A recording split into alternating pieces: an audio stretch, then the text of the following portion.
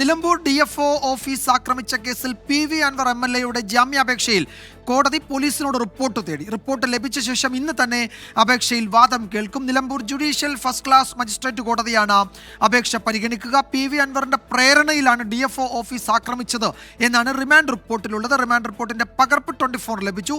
അറസ്റ്റിനെതിരെ DMK പ്രവർത്തകർ ഇന്ന് വൈകിട്ട് നിലമ്പൂരിൽ പ്രതിഷേധം സംഘടിപ്പിക്കുന്നുണ്ട്. പ്രതിഷേധക്കാർ ആക്രമിച്ച DFO ഓഫീസ് വനമന്ത്രി AK ശശീന്ദ്രൻ സന്ദർശിച്ചു. വിപിൻ C വിജയൻ നിലമ്പൂരിൽ നിന്ന് കൂടുതൽ വിവരങ്ങൾ നൽകും.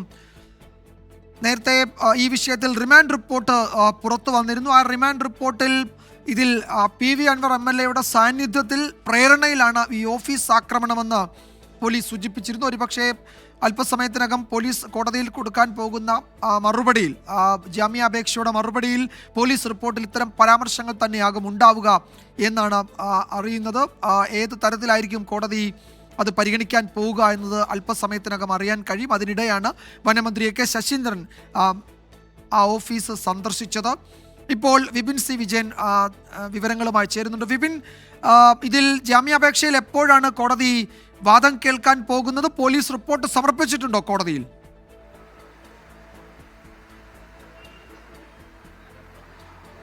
പോലീസ് റിപ്പോർട്ട് ഉച്ചയ്ക്ക് ശേഷം സമർപ്പിക്കും. ഉടൻ തന്നെ ഇതിന്റെ വാദ നടപടികളിലേക്ക് കടക്കും എന്നുള്ളതാണ് അറിയുന്നത്. ഇന്ന് തന്നെ ഒരു തീരുമാനം ഇതുമായി ബന്ധപ്പെട്ട് ഉണ്ടാവുകയും ചെയ്യും. നിലമ്പൂരിന്റെ ഫസ്റ്റ് ക്ലാസ് മജിസ്ട്രേറ്റ് കോടതിയാണ് ഇപ്പോൾ കേസ് പരിഗണിക്കുന്നത്. ഇന്ന് രാവിലെ കേസ് എടുത്തിരുന്നു. ഉടൻ തന്നെയാണ് പോലീസിന്റെ റിപ്പോർട്ട് ആവശ്യപ്പെട്ടത്. ഈ റിപ്പോർട്ടിന്റെ അടിസ്ഥാനത്തിൽ വാദം കേൾക്കാം എന്നുള്ളതായിരുന്നു കോടതി തീരുമാനിക്കുകയും ചെയ്തിട്ടുള്ളത്.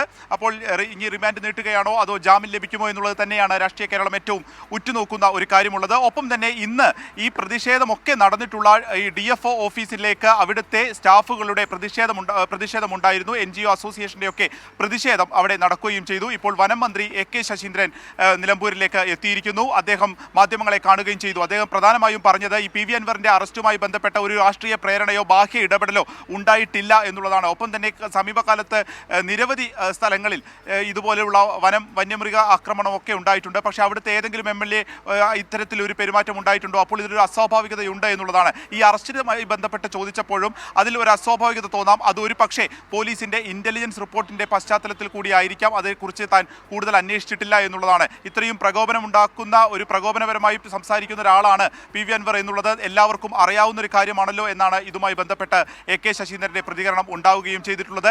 രാഷ്ട്രീയമായി കൂടി വലിയ ചർച്ചകളിലേക്കാണ് PV അൻവറിന്റെ അറസ്റ്റ് നീങ്ങിയത്. UDFന്റെ ഭാഗത്തു നിന്ന്, കത്തോലിക്ക സഭയുടെ ഭാഗത്തു നിന്നൊക്കെ ഒരു പിന്തുണ വലിയ രീതിയിൽ തന്നെ കൂടിയിരിക്കുന്നു. ഇനി ഒരു രാഷ്ട്രീയ ചായ്വ് ഏത് രീതിയിലായിരിക്കും PV അൻവറിന്റെ എന്നുള്ളത് വ്യക്തമാക്കുന്നത് കൂടിയാണ് ഈ അറസ്റ്റ്. അതായത് കൃത്യമായി PV അൻവറിന് ഈ അറസ്റ്റിന് മുൻപും ശേഷവും എന്ന് വേർതിരിക്കാവുന്ന രീതിയിൽ തന്നെയാണ് രാഷ്ട്രീയത്തിൽ മുന്നോട്ട് പോകുന്നത്. ഇന്നിപ്പോൾ കുഞ്ഞാലിക്കുട്ടിയും അനൌദ്യോഗിക ചർച്ചകൾ UDFിലേക്ക് PV അൻവറിന്റെ പ്രവേശനവുമായി ബന്ധപ്പെട്ട അനൌദ്യോഗിക ചർച്ചകൾ നടന്നിട്ടുണ്ട്. അടുത്ത UDF അക്കാര്യങ്ങളൊക്കെ ചർച്ച ചെയ്യും എന്നുള്ളത് തന്നെ വ്യക്തമാക്കുകയും ചെയ്തു. പ്രതിപക്ഷ നേതാവും രമേശ് ചെന്നിത്തലയും ഒക്കെ ഇതിൽ ഒരു ഇടപെടൽ ഇതിനോട് പ്രതികരണങ്ങൾ വരുന്നുണ്ട്. ഈ റിപ്പോർട്ടിന് പിന്നാലെ ഇന്ന് DMK പ്രവർത്തകർ വൈകിട്ട് നിലമ്പൂരിൽ പ്രതിഷേധം സംഘടിപ്പിക്കുന്നുണ്ട്. അല്പസമയം മുമ്പാണ് DFO ഓഫീസിൽ വനമന്ത്രി AK ശശീന്ദ്രൻ സന്ദർശനം നടത്തിയത്. വിപിൻ C വിജയനാണ് വിവരങ്ങൾ നൽകിയത്.